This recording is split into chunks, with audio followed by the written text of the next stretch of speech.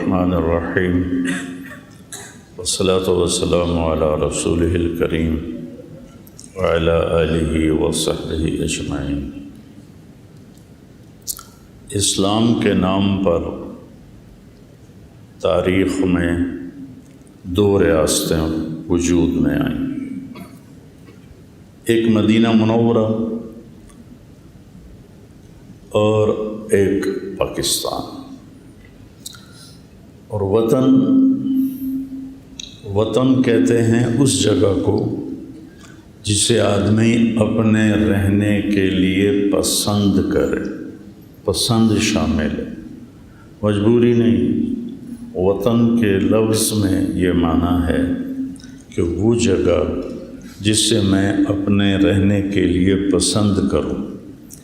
اللہ نے مجھے پوری دنیا پھرائی، 2 دفعہ سارا ایسے میں گھوما، اتنے خوبصورت ملک دیکھے،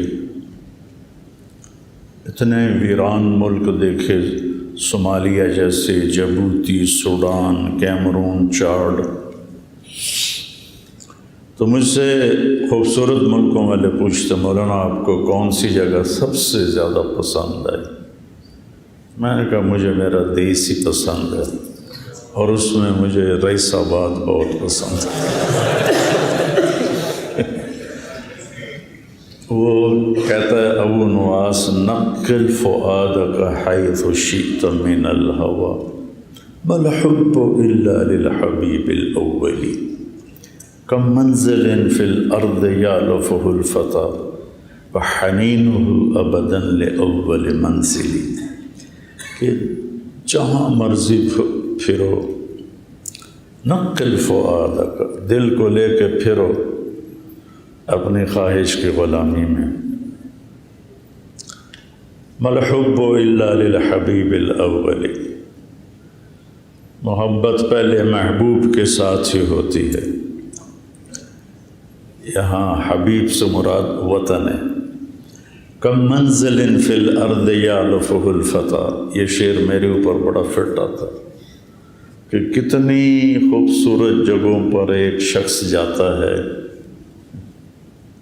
لیکن وَحَنِينُهُ أَبَدًا لِأَوَّلِ مَنزِلِ، اس کا شوق، اس کی چاہت ہمیشہ وہ اپنے گھر کی ہوتی ہے۔ اس کا شعر یاد آیا کہ ایک حجازی شاعر کہہ رہا ہے تمتع من شمیم عرار نجد فما بعد العشیۃ من عراری، کہ وہ چونکہ وہ تھے نا، منتقل ہوتے رہتے تھے، تو وہ وہاں دانہ پانی ختم ہو گیا ہوگا، تو وہ کہہ رہا ہے بڑی حسرت سے کہ نجد کی خوشبو سے آج فائدہ اٹھا لے، کل یہ خوشبو نہیں ملے گی۔ اور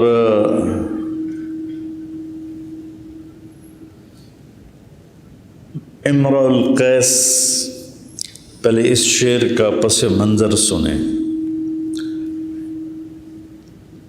کہ ایک جگہ وہ ٹھہرتے تھے تو وہاں ایک پورا شہر آباد ہو جاتا تھا، محبتیں، نفرتیں، شعر و شاعری چلتی تھی، مہینوں رہتے تھے۔ پھر جب وہاں سے وہ منتقل ہوتے تھے دوسری جگہ تو وہاں یادیں چھوڑ جاتے تھے۔ جب کبھی اس جگہ سے گزر ہوتا تھا تو شاعروں کی رگ پھڑک اٹھتی تھی۔ یہ سمجھ میں آیا پس منظر؟ تو امرؤ القیس بہت بڑا شاعر تھا، وہ اس وادی سے گزرتا ہے جہاں عنیزہ رہتی تھی، اس کی معشوق، جس کو وہ اس اپنے قصیدہ میں کہتا ہے۔ وہ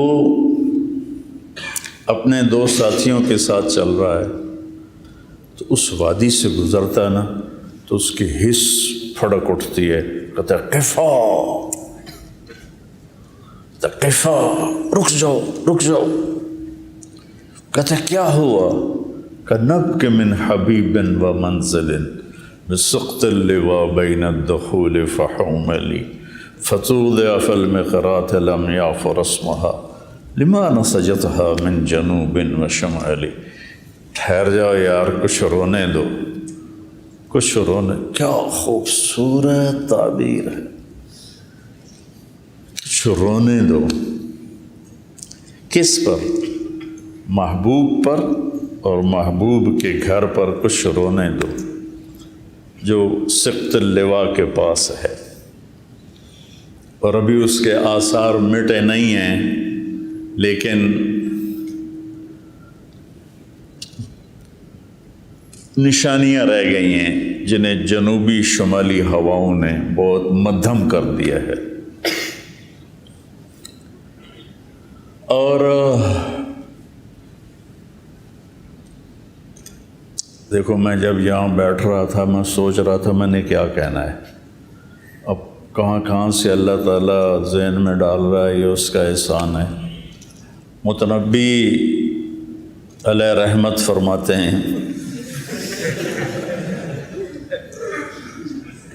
فَدَيْنَاكَ مِن رَبْعٍ وَإِن زِدْتَنَا كَرْبًا فَإِنَّكَ كُنْتَ الشَّرْقَ لِلشَّمْسِ وَالْغَرَبَ. کہتا میں قربان جاؤں اے وادی، تجھے دیکھ کر میرا غم تازہ ہو گیا ہے. کبھی تو یہاں مشرق اور مغرب تھا. کیا کمال ہے! مشرق اور مغرب کیا ہے کہ جب محبوب خیمے سے نکلتی تھی تو مشرق ہو جاتی تھی، دن چڑھ نکل آتا تھا، اور جب وہ خیمے میں جاتی تھی تو مغرب ہو جاتی تھی. فَإِنَّكَ كُنْتَ الشَّرْقَ لِلشَّمْسِ وَالْغَرَبَ. سورج کے لیے تو مشرق اور مغرب تھا. یہ سب وطن کی بات کر رہا ہوں، وطن کی محبت کہ اللہ نے خمیر میں ڈال دیا ہے انسان کی. تو اللہ کے نبی کی اب بات سنا. اب تو شاعروں کی باتیں آپ کو سنا رہا تھا.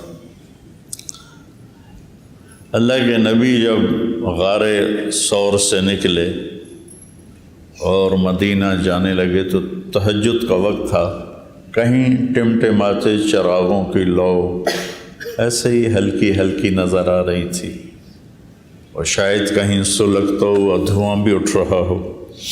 تو آپ نے ایسے ایک نظر ڈالی اور کہا، یا مکہ ما اطیبک من بلد و احبک الی لولا ان قومی اخرجون منک لما سکنت غیرک. اے مکہ تو مجھے کتنا محبوب اور پیارا ہے. اب یہ میں نبی کی بات بتا رہا ہوں. اے مکہ تو مجھے کتنا محبوب اور پیارا ہے، اگر میری قوم نہ نکالتی تو میں تمہیں چھوڑ کے کبھی نہ جاتا. یہ نبی کے جذبات ہیں، اور ایسے نبی جن جیسا کائنات میں کوئی ہے ہی نہیں. اور جب مدینہ پہنچے ہیں تو بلال حبشی رضی اللہ تعالیٰ عنہ وہ کہہ رہے ہیں، الا لیت شعری هل ابیتن لیلتا بواد وحولی اذخر وجلیل وهل اردن میاہ مجنت وهل یبدون لی شامت وطفیل. ارے یار کوئی مجھے جھوٹی تسلی ہی آ کے دے دے کہ ایک دفعہ دوبارہ تم مکہ واپس جاؤ گے. مجنہ کے پانیوں پر، شامہ اور طفیل پہاڑوں پر تم پھرو گے جیسے پہلے پھرتے تھے. جب بلال رضی اللہ تعالیٰ عنہ اپنے جذبات کا اظہار کر رہے. تو اس طرف چل پڑیں تو لمبی کہانی ہو جائے گی. صرف آپ کو وطن، وہ جگہ جسے آدمی اپنے رہنے کے لیے پسند کر لے، اسے وطن کہتے ہیں. مجبوری رہنے کا نہیں، خوشی سے رہنے کی جو جگہ ہے اسے. تو اللہ تعالیٰ نے 2 ریاستیں اس بنیاد پہ بنی کہ ہم اپنے دین پر آزادی سے چلنا چاہتے ہیں. ایک مدینہ منورہ، وہ تو کامیاب ریاست تھی. پاکستان کا خواب دیکھنے والوں نے بھی خواب بہت بڑا دیکھا تھا، ہم نے اسے گندا کر دیا. جھوٹ، دھوکہ، فراڈ، شراب، زنا کے اڈے، قتل و غارت، قبضے گروپ، اللہ کو بھلا ہی رکھ دیا۔ اس کی بنیاد بھی 27 رمضان المبارک 1366 ہجری، شب قدر میں 2 ملک آزاد ہو رہے تھے، ایک پاکستان، ایک ہندوستان۔ تو پاکستان والوں نے اپنے لیے یوم آزادی 14 اگست چنا اور انڈیا نے 15 اگست چنا۔ ہم 14 کو یوم مناتے ہیں، وہ 15 کو مناتے ہیں۔ تو یہ اتفاقی نہیں تھا، آسمانی نظام تھا، ورنہ یہ بھی ہو سکتا تھا کہ ہمارے اس وقت کے جو قائد تھے وہ 15 اگست اپنا یوم آزادی بنا لیتے اور 14 وہ بنا لیتے۔ 14 اگست کے ساتھ 27 رمضان المبارک جڑ رہی ہے، شب قدر ہے، رات 12 بجے اعلان ہو رہا ہے۔ جب تاریخ تبدیل ہوئی تو اعلان ہوا پاکستان کا، اور عین وہ وقت تنزل الملائکۃ والروح فیہا بإذن ربہم من کل امر سلام ہی حتی مطلع الفجر۔ تو یہ ایک بہت بڑی بات ہے، اللہ کا انتخاب ہے۔ اللہ تعالیٰ نے اس ملک کو چنا ہے، ساری گندگیوں کے باوجود اللہ نے اس ملک کا روح پوری دنیا کے غیر مسلموں پر ڈالا ہوا ہے، اور اللہ نے ہمیں، اللہ تعالیٰ ذوالفقار علی بھٹو رحمۃ اللہ علیہ کی قبر کو ٹھنڈا کرے، اس بندے نے ایٹمی پلانٹ کی بنیاد رکھی، سمگلنگ سے چیزیں منگوائیں، چونکہ پابندیاں تھیں غیر مسلموں کی کہ کوئی اسلامی طاقت ایٹمی نہ بنے، یہ اس کی بخشش کا سبب بن گیا ہوگا۔ اور اللہ تعالیٰ نے پاکستان کو ایک نیوکلیئر پاور، ایٹمی طاقت بنایا۔ پوری دنیا میں صرف واحد ایک اسلامی ملک ہے جس کو اللہ نے یہ طاقت بخشی ہے۔ تو اس کے پیچھے ایک لمبی تاریخ ہے، اس سارے کا احاطہ کرنا تو مشکل ہے کہ بر صغیر میں اسلام کب آیا۔ حضرموت یمن کا شہر ہے، وہاں سے مالدیپ انڈیا کا جو نچلا حصہ ہے وہ سمندری راستے کے ذریعے سے قریب ہے، اور مجھے یہ نہیں پتا کہ کون سے سن میں وہ نکلے، تجارت کے لیے آئے، مالدیپ آئے، اور ادھر گجرات، کاٹھیا واڑ ادھر، تو وہاں کے لوگ پہلی صدی میں ہی بہت قریب میں ایمان لے آئے تھے، یوں اسلام داخل ہوا۔ لیکن جو ایک تاریخی طور پر محفوظ ہوا وہ محمد بن قاسم رحمۃ اللہ علیہ، مالدیپ کے مسلمان حاجیوں کا قافلہ جا رہا تھا بحری جہاز میں حجاز، تو راجہ داہر، یہ سندھ کا راجہ تھا، سندھ بمبئی تک تھا، بمبئی تک، ادھر ملتان سندھ میں شامل تھا اور ادھر بمبئی، اتنا بڑا وہ راجہ تھا۔ ایسے مجھے باتیں یاد آ جاتی ہیں۔ ایک دفعہ وہ بیٹھا تھا تو نجومی آیا، تو اس کی بہن بھی ساتھ بیٹھی تھی، کہنے لگا میری بہن کا ہاتھ دیکھو۔ اس نے ہاتھ دیکھا تو کہا اس کا جو خامند ہے وہ سندھ کا راجہ بنے گا۔ تو اس کو تو چکر آنے لگ گیا کہ تو مینوں ہی مار کے بنے گا پھر۔ تو اس نے اپنے وزیر کو بلایا کہ نجومی یہ کہہ کر گیا، میں کیا کروں؟ تو اس خبیث نے کہا اپنی بہن سے شادی کر لو۔ وہ راجپوت تھا یا سندھی تھا، مجھے اس کی قوم کا پتہ نہیں۔ کہنے لگا یہ کیسے ہو سکتا کہ میں بہن سے شادی کر لوں؟ وزیر چپ ہو گیا۔ اس نے ایک بکری منگوائی اس پر مٹی کا لیپ کیا اور اس پر پھولوں کے بیج لگا دیے۔ تو کچھ دنوں کے بعد وہ پھول ساری بکری کے اوپر اگائے، تو اس نے راجہ داہر کو دکھائی، وہ کہو یہ کیا ہے، تو بڑی عجیب چیز ہے۔ اس نے اس کو بازار میں چھوڑ دیا، تو سارے لوگ اکٹھے ہو رہے ہیں، دیکھ رہے ہیں، اکٹھے ہو رہے ہیں، دیکھ رہے ہیں۔ 3-4 دن کے بعد سب نے دیکھ لیا تو وہ پھر رہی ہے، کوئی دیکھتا ہی نہیں۔ تو وہ داہر کے پاس آیا، کہا مہاراج ایسے ہی تو بہن سے شادی کرے گا تو 3-4 دن رولا پوے گا، پھر کسی نے یاد نہیں رہنا، ٹھوک شادی۔ اس بدبخت نے اپنی بہن سے ہی شادی کر لی کہ میں سندھ کا راجہ ہی رہوں۔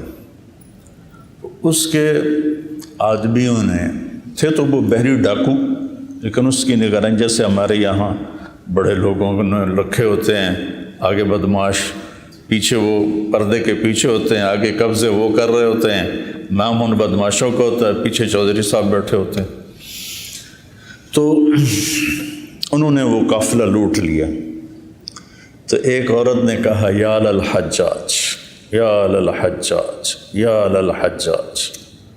اس نے حجاج کو پکارا، اے حجاج۔ حجاج عراق کا گورنر تھا۔ تو جو کچھ لوگ بچ گئے ان کے زد سے، وہ جب پہنچے نا عراق تو انہوں نے، حجاج بیٹھا ہوا تھا کرسی پر، تو کہا کہ تجھے ایک مظلوم عورت نے یوں پکارا ہے۔ تو وہ کرسی سے کھڑا ہو کر کہنے لگا لبیک یا اختی لبیک یا اختی لبیک یا اختی۔ اور اس نے قسم کھائی، نہ چارپائی پہ سوؤں گا، نہ بیوی کے پاس جاؤں گا جب تک اس کو چھڑوا نہ لوں۔ تو اس نے پہلا لشکر بھیجا، اسے شکست ہو گئی۔ پھر دوسرا لشکر بھیجا، اسے بھی شکست ہو گئی۔ پھر تیسرے کی تیاری کی تو ولید بن عبد الملک نے کہا میں اتنا نقصان برداشت نہیں کر سکتا، نہیں بھیجنا۔ تو اس نے اس کے سامنے ہاتھ جوڑے کہ جتنا خرچہ ہوگا میں اس سے دگنا آپ کے خزانے میں واپس جمع کراؤں گا، مجھے اجازت۔ تو اس کی منت ترلے کر کے اجازت لے لی، اور 12,000 کا لشکر دے کر محمد بن قاسم رحمۃ اللہ علیہ 17 سال کے نوجوان کو امیر بنا کے بھیج۔ میرے نبی نے حضرت اسامہ رضی اللہ عنہ کو 17 سال کی عمر میں حضرت عمر کا امیر بنا کے بھیج۔ تو محمد بن قاسم نے پھر یہ روڑی کے پاس دریائے سندھ کو پار کیا، پہلے دیبل فتح کیا۔ دیبل کو آج کل بھمبور کہتے ہیں، بھمبور، لیکن اس کا پرانا نام دیبل ہے۔ میں وہاں گیا، وہ مسجد کے کھنڈر تھے، وہاں میں نے 2 نفل پڑھے، شاید ہی کبھی کسی نے پڑھے ہوں۔ تو پھر اس کے بعد اس نے دریائے سندھ پار کیا، اور روڑی کے پاس دونوں لشکروں کی ٹکر ہوئی تو داہر کو شکست ہوئی، اور محمد بن قاسم چلتا ہوا ملتان تک آیا۔ تو 92 ہجری میں ضلع ملتان میں اسلام داخل ہو گیا تھا، اور پورا سندھ میں لاکھوں لوگ کلمہ پڑھ گئے تھے۔ یہ ایک تاریخ کا حصہ ہے۔ اس طرف کا جو ہندوستان تھا، اس میں محمود غزنوی نے پہلے حملے کیے، کچھ 17 حملے کیے، لیکن عام طور پر اس نے خزانہ ہی لوٹا، کوئی ایسا نہیں کیا کہ کوئی اسلامی دعوت کی بنیاد ڈالی ہو، یہ کام نہیں کیا۔ محمد غوری رحمۃ اللہ علیہ نے 1191 میں پرتھوی راج سے جنگ کی، اس میں ان کو شکست ہو گئی، بڑی بری طرح زخمی ہوئے، واپس گئے، 1 سال تیاری کی، اور 1192 میں پھر ترائن ایک جگہ ہے اس میں یو پی میں، تو اس کے مقام پر دونوں لشکروں کی مڑ بھیڑ ہوئی۔ اس میں پھر محمد غوری کو فتح ہوئی، اور انہوں نے ان کی اولاد کوئی نہیں تھی، انہوں نے اپنے غلاموں کو وہاں پر گورنر بنا کے باقاعدہ حکومت کا آغاز کیا۔ قطب الدین ایبک لاہور میں، شمس الدین التمش دلی میں، ناصر الدین قباچہ ملتان میں، اور وہ صرف 4 سال حکومت کر پائے اور پولو کھیلتے ہوئے گھوڑے سے گرے اور انتقال ہو گیا۔ لاہور کو انہوں نے اپنا کیپٹل بنایا تھا تو ان کی قبر انارکلی بازار کے پیچھے ہے۔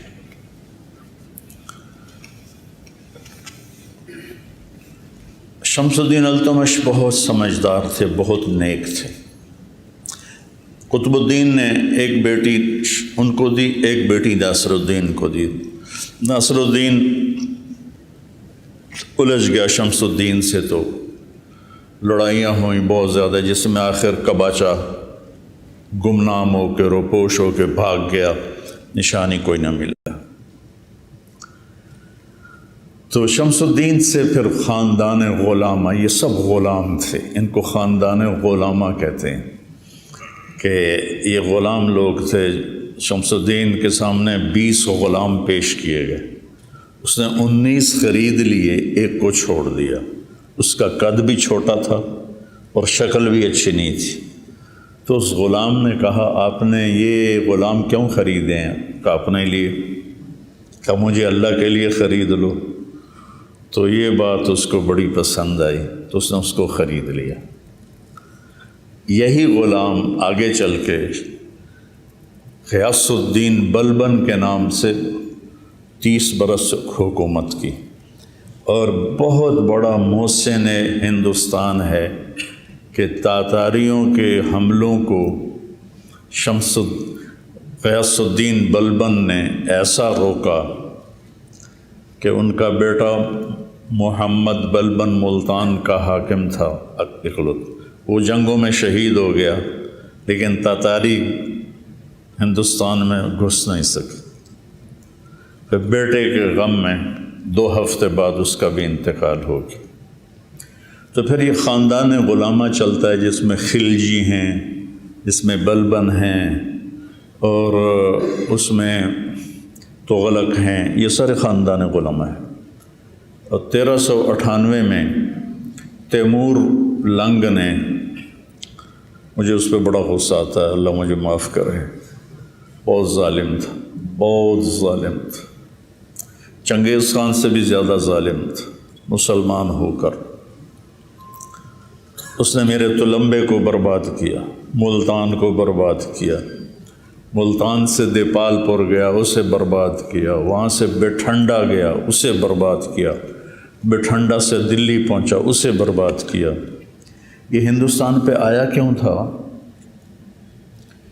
یہ لٹیرا ڈاکو بادشاہ تھا، ڈاکو بادشاہ، کہ چین پہ حملہ کرنا ہے، تو چین پہ حملے کے لیے تو پیسہ بہت چاہیے، تو کیا کریں؟ کہا ہندوستان میں بہت پیسہ، کا چلو پھر اس کو لوٹتے ہیں۔ اس خبیث نے لوٹ میں لاکھوں انسان ذبح کر دی اور خزانہ لوٹ کے گیا۔ 1398 میں واپس گیا اور پھر لشکر جرار تیار کیا اور اس کو لے کر نکلا چین کی فتح کے لیے۔ تو قازقستان میں ایک جگہ ہے اترار، بڑی تاریخی جگہ ہے، وہ کبھی پھر دوبارہ اس کی میں تاریخ سناؤں گا، جہاں سے تاتاریوں کی جنگ کی ابتدا ہوئی۔ اس کا گورنر تھا انیل جک، خوارزم شاہی حکومت میں، اس کی نادانی سے یہ بہت بڑا فتنہ اٹھا۔ تو وہاں پہنچا 1405 میں، تو وہاں ٹھنڈ سے مر گیا، ٹھنڈ لگی اور نمونیا، وہ 72 سال عمر ہو گئی تھی اس کی۔ تو چین والوں کو اللہ نے بچا لیا، لیکن ہمارا دیش اس نے برباد کر دیا۔ تو جہاں مغلوں کی حکومت سب سے لمبی چلی، 328 سال مغلوں نے حکومت کی، اور 1608 میں ایسٹ انڈیا کمپنی ہندوستان میں داخل ہوئی۔ جہانگیر کا زمانہ تھا، عروج تھا، تو ان کو وہ تو بالکل فقیر سے تھے۔ ایسٹ انڈیا کمپنی انگریزوں کی، انگلینڈ سے آئی ہوئی، تو وہ شاہ جہاں اس جہانگیر تک ان کی رسائی ہوئی۔ جہانگیر کو میری طرح سر درد رہتا تھا، تو اس نے ان سے پوچھا تمہارے پاس کوئی چیز ہے سر درد کی؟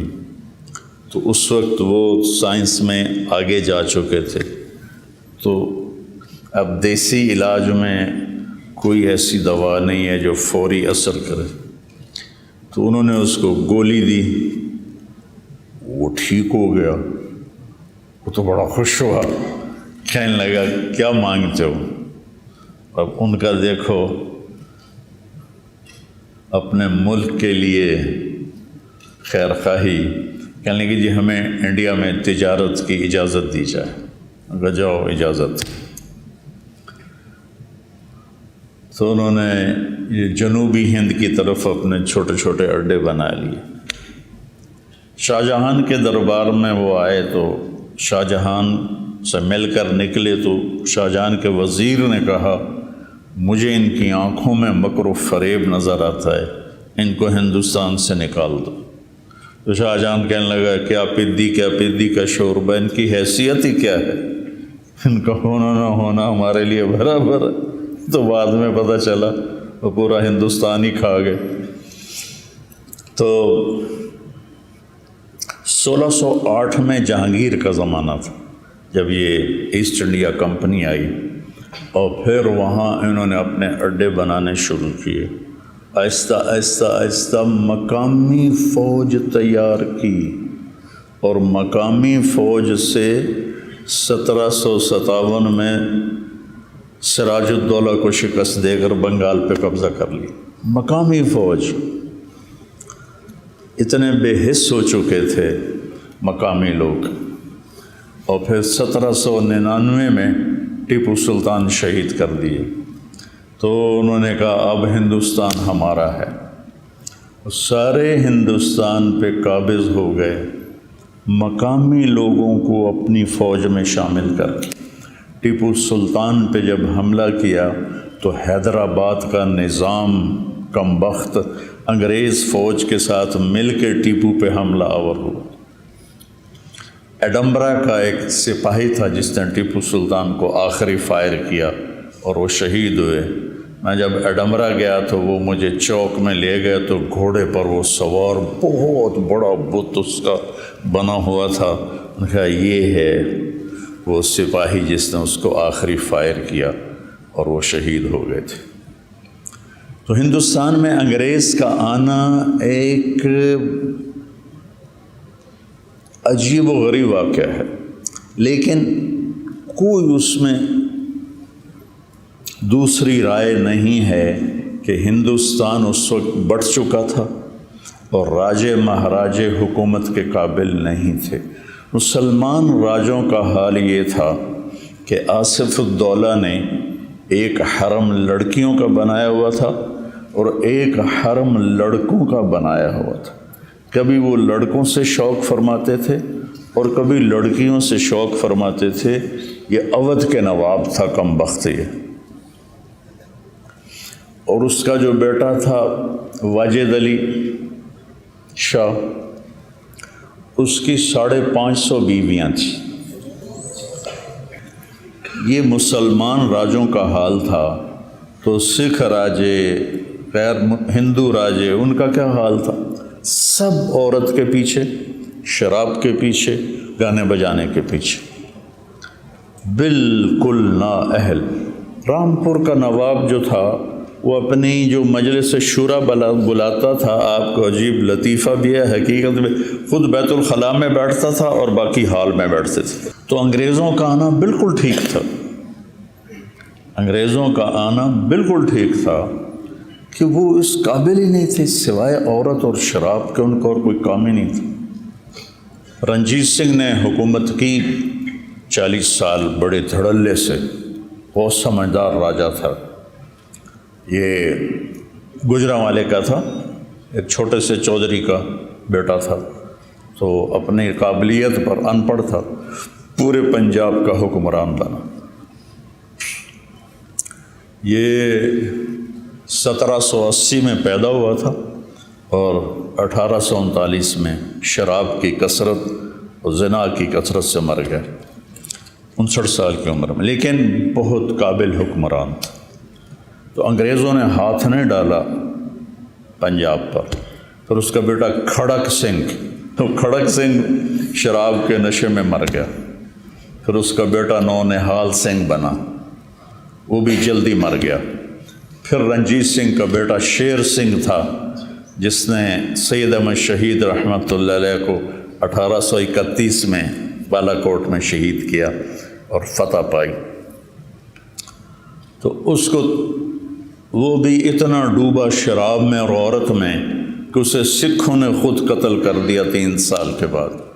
اور پھر دلیپ سنگھ بنا 16 سال کی عمر میں، انگریزوں نے اسے اٹھا کے لندن بھیج دیا اور پورے پنجاب پہ قبضہ کر لیا۔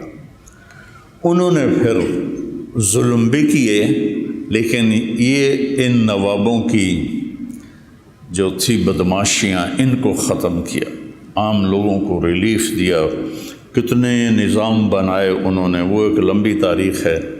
لیکن پھر اللہ تعالیٰ نے فضل فرمایا کہ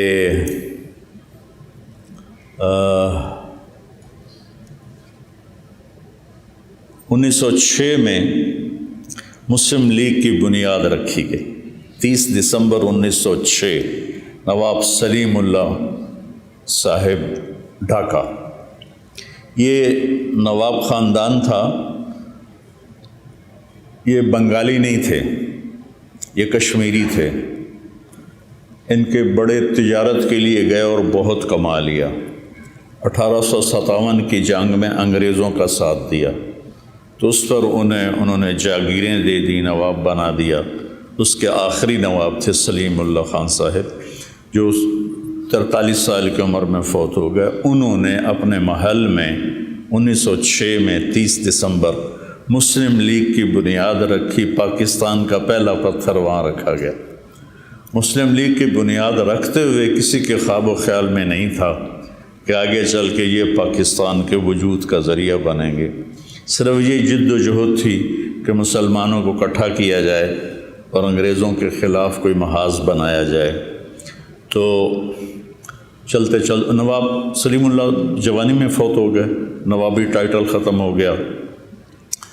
اس کے بعد کون اس کے بنے جو مجھے نہ یاد ہے، نہ مجھے پڑھا ہوا یاد ہے، لیکن علامہ اقبال رحمۃ اللہ علیہ نے ریاست پاکستان کا تصور پیش کیا کہ ایک ریاست ہونی چاہیے مسلمانوں کے لیے الگ۔ 1930 میں الہ آباد میں ایک جلسہ تھا، اس میں اقبال رحمۃ اللہ علیہ نے بطور پیغام جو انہوں نے اپنی شاعری میں پیغام دیا، وہ 14 صدی میں کوئی شاعر ایسا نہیں پیدا، 14 صدی میں کوئی ایسا شاعر پیدا نہیں ہوا کہ جس نے پیغام دیا ہو۔ آپ کو عجیب بات سناؤں، 96 میں ہماری جماعت انڈونیشیا گئی، جنرل حبیبی اس وقت وہاں صدر تھا۔ تو میں تو نہیں گیا، لیکن دوسرے ہمارے کچھ بزرگ اس کو ملنے کے لیے گئے، مسیح الزمان صاحب رحمۃ اللہ علیہ اور کچھ اور ایسے۔ تو وہ کہنے لگا کہ آپ کو پتہ ہے ہم نے تحریک آزادی کیسے چلائی؟ کہ جی آپ بتائیں۔ کہ اقبال کی شاعری اور آپ کے قائد محمد علی جناح رحمۃ اللہ علیہ کی تقریریں، ان کا ہم نے انڈونیشی زبان میں ترجمہ کر کے اپنے نوجوانوں کو ابھارا، اور ہم آزاد ہوئے پرتگال سے۔ پرتگال وہاں تھا، لیکن ہم جانتے نہیں اقبال کون ہے۔ تو انہوں نے سب سے پہلے یہ تصور پیش کیا کہ ایک ریاست ہونی چاہیے۔ قائد اعظم محمد علی جناح رحمۃ اللہ علیہ یہ ساہیوال کے تھے، ان کے جو بڑے تھے ساہیوال کے، راجپوت فیملی تھی، گجراتی نہیں تھے یہ۔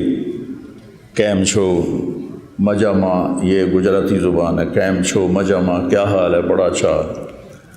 ان کے بڑے گجرات شفٹ ہوئے تجارت کے لیے، تو پھر وہ گجراتی بولنے لگے۔ جب 2-3 نسلیں وہاں رہیں تو اللہ تعالیٰ نے اس بندے کو چنا، انہوں نے کانگریس میں شمولیت اختیار کی۔ کانگریس میں کچھ عرصے کے بعد انہیں پتہ چلا کہ یہ مسلمانوں کے مفاد میں کچھ بھی نہیں ہے، تو الگ ہو گئے۔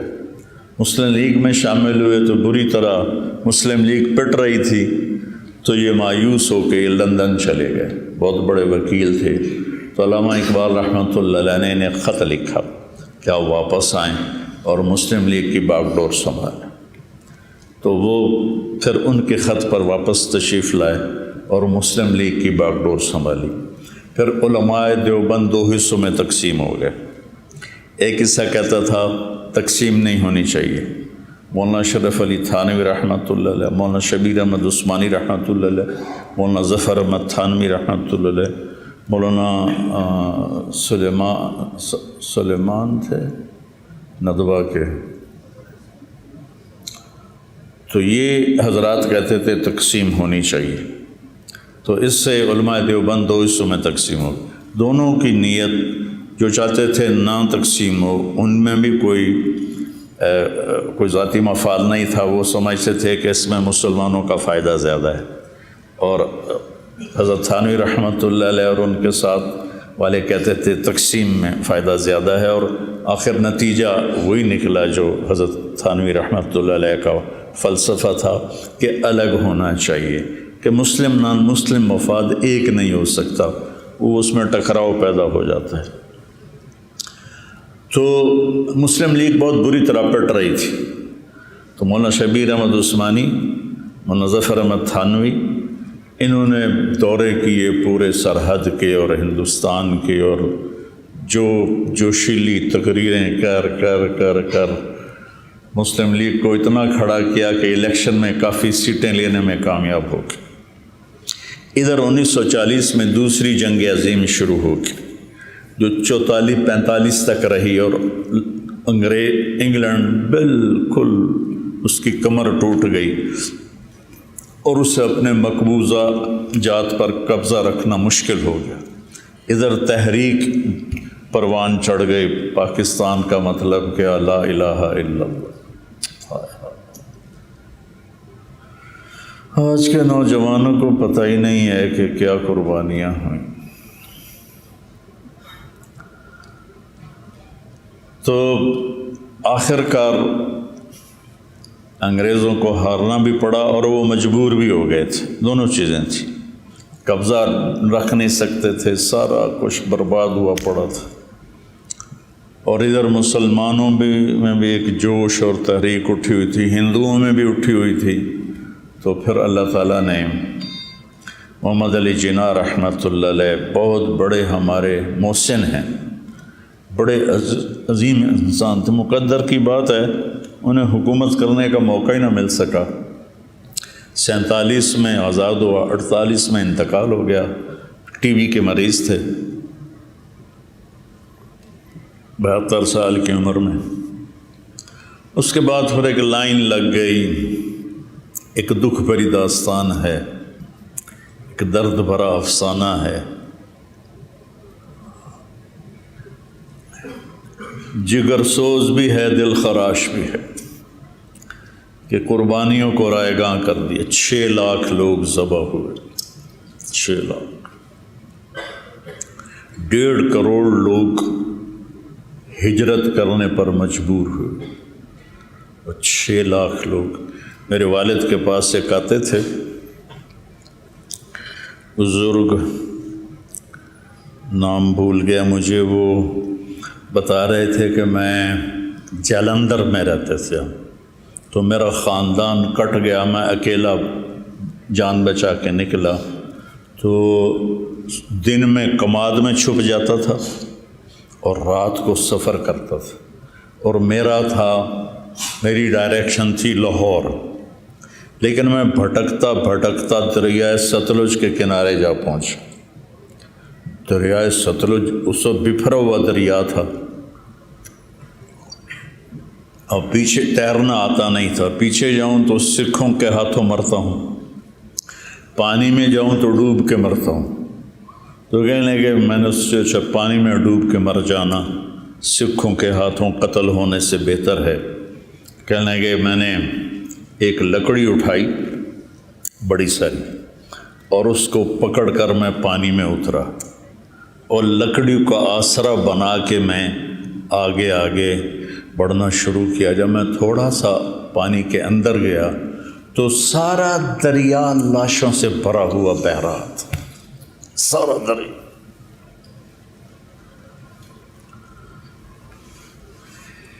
ہمارے بھائی رشوت لینے والے، بددیانتی کرنے والے، برائی کے اڈے چلانے والے، قبضے کرنے والے، ان سے اللہ بھی پوچھے گا اور ان سے وہ 6 لاکھ لاشیں بھی پوچھیں گی کہ ہم نے جو پاکستان کے لیے جان قربان کی تھی اس لیے کی تھی کہ تم یہ سب کرو۔ تو بچوں، پاکستان ایک نعمت ہے، واللہ ایک تحفہ ہے۔ دنیا پھرنے کے بعد آپ کو بتا رہا ہوں، اس میں سچائی آ جائے، اس میں دیانتداری آ جائے، اس میں انصاف آ جائے، جھوٹ نکل جائے، دھوکہ نکل جائے، ظلم نکل جائے۔ ہماری عدالتیں ظالم ہیں، تو میں کسی کو دوش کیا دوں، سارے شعبے ہی بگڑے ہوئے ہیں۔ تو میں آپ بچوں سے یہ چاہتا ہوں کہ آپ صرف مسجد کو نہ سنبھالیں، صرف مدرسے کو نہ سنبھالیں، آپ پاکستان کے زندگی کے ہر شعبے میں داخل ہوں اور اس کو سچائی اور دیانتداری اور انصاف پر کھڑا کرنے کی کوشش کریں۔ اس کے لیے مجمع نہیں چاہیے، ایک آدمی کافی ہو جاتا ہے۔ تیمور جس نے 58 ملک فتح کیے، 58 ملک فتح کیے، چنگیز خان سے بھی زیادہ فتوحات کی اور اس سے بھی زیادہ زندہ لوگوں کو دفن کروا دیتا تھا، کڑا کھولتے ہوئے تیل میں زندہ لوگوں کو پھینک دیتا تھا، کھڑے کھڑے ان کی کھالیں اتروا دیتا تھا، اس قسم کے ظلم کرتا تھا۔ شروع میں اس کو شکست ہوئی، ایک غریب چرواہے کا بیٹا تھا، چرواہے کا، بہت بڑا عالم تھا، پورے دینی علوم پڑھا ہوا تھا، عربی پہ عبور تھا، ازبک زبان پہ عبور تھا، فارسی پہ عبور تھا۔ ایک دفعہ جو چیز سن لیتا تو اس کو یاد ہو جاتی تھی۔ تو شکست کھا کے بھاگا تو ایک غار میں چھپا جا کے مایوس ہو کے بیٹھا ہوا تھا، تو ایک چیونٹی نظر آئی، وہ غار کی دیوار پہ چڑھ رہی تھی، تھوڑا سا چڑھ کے گر گئی، اس کی نظر پڑ گئی، پھر اس نے چڑھنا شروع کیا، پھر گر گئی، پھر چڑھی، پھر گر گئی، کچھ 100 دفعہ وہ چڑھی اور گری اور آخر وہ چڑھ گئی۔ تو تیمور نے کہا میں بھی چیونٹی کی ہمت پر عمل کروں گا اور میں دوبارہ میدان میں اتروں گا۔ کبھی وہ نیک ہوتا، مثبت ہوتا تو کتنا اسلام پھیلا سکتا تھا، لیکن وہ ظلم و ستم کی ایسی تاریخ لکھ کے چلا گیا۔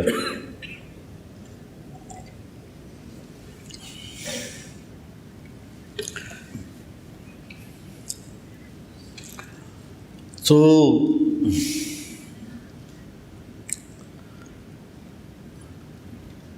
میرا جی یہ ہے کہ آپ زندگی کے ہر شعبے میں داخل ہوں۔ وہ غار سے اکیلا نکلا اور 58 ملک فتح کر لیے، یہ بتانا چاہتا تھا۔ غار سے تنہا نکلا، سارے ساتھ چھوڑ گئے تھے اور 58 ملک فتح کر لیے۔ چنگیز خان منگولیا کے جنگل سے نکلا اور 22% دنیا فتح کر لی۔ تو مجمع نہیں چاہیے، فرد چاہیے۔ آپ میں سے ہر ایک بچہ ایک فرد بنو اور اس معاشرے کو سچائی پہ لاؤ، دیانتداری پہ لاؤ، انصاف پہ لاؤ۔ صرف مسجد نہ طلب، مسجدیں بھی آباد کرنی ہیں، مدرسے بھی آباد کرنے ہیں، لیکن میں اس سے تھوڑا سا اوپر سوچتا ہوں اپنے بچوں کے لیے کہ آپ معاشرے کا ایک فرد بنیں۔ اور آج جو دہریت آ رہی ہے اور عجیب و غریب ہماری نسل برباد ہو رہی ہے، اس کے تم ہدایت کا ذریعہ بنو۔ یہ اپنے اللہ سے مانگو کہ اللہ آپ کو ایسی قبولیت دے کہ آپ پورے دھارے کا رخ تبدیل کر سکیں۔ صرف پڑھنا اور پھر پڑھانے بیٹھ جانا یہ بہت چھوٹا سا سفر ہے، چھوٹا سفر۔ پڑھ کے کسی مسجد کو سنبھال کے بیٹھ جانا بہت مختصر سفر ہے۔ لمبا سفر یہ ہے کہ اس معاشرے میں پھیلے ہوئے ظلم و ستم اور بددیانتی اور جھوٹ اور بے حیائی اور فحاشی، اس کے لیے کوشش کرنا۔ اللہ آپ سب کو اس قابل کرے کہ آپ اس دیس کے رکھوالے بنو۔ کیا ہے وہ، لائے ہم طوفان سے کشتی نکال کے، اس ملک کو میرے بچوں رکھنا سنبھال کے۔ طوفانوں سے کشتی نکلی ہے، بہت بڑی قربانیاں دی ہیں، بہت بڑی قربانیاں دی گئی۔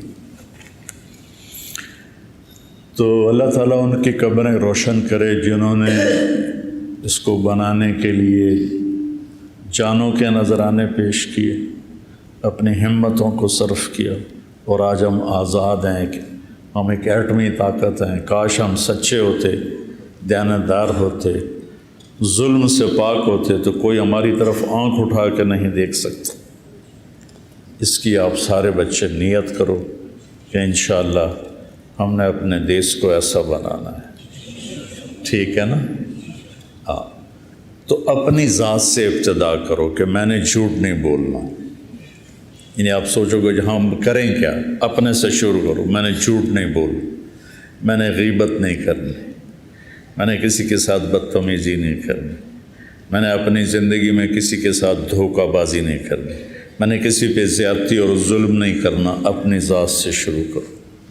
ایک دفعہ پرانی بات ہے، میں بات کر رہا تھا کہ غیبت سے بچو، تو ایک بچہ کھڑا ہو گیا تو کہنے لگا استاد جی میں اس وقت ہم فارسی پڑھاتے تھے تو ریونڈ کی شاخ تک میں فارسی میں داخل ہوا تھا، تو آپ نے ترغیب دی تھی کہ غیبت نہ کرو۔ تو کہاں تک پھر ہم بیچتے تھے آگے؟ ہاں، کتنے سال ہو گئے جاتے تھے؟ ہاں، تو کہا اب میں ریونڈ جا رہا ہوں، پتہ نہیں 5ویں سال کے بعد کہ 6 سال کے بعد۔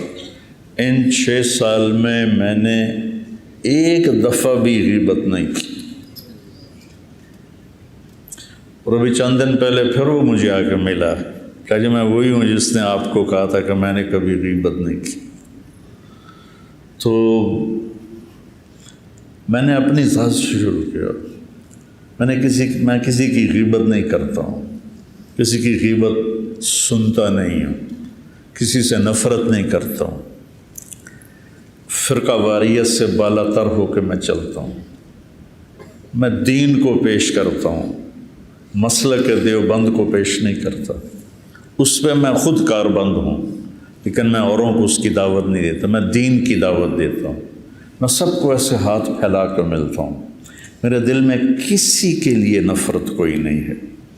میں رات کو سوتے ہوئے روزانہ یہ کہہ کے سوتا ہوں، یا اللہ میں نے اپنے دل کو سب سے صاف کیا، میرے دل میں کسی کی نفرت نہیں ہے۔ روز رات کو سوتے ہوئے میں یہ کرتا ہوں۔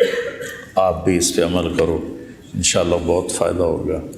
نیت کرتے ہو؟ چلو۔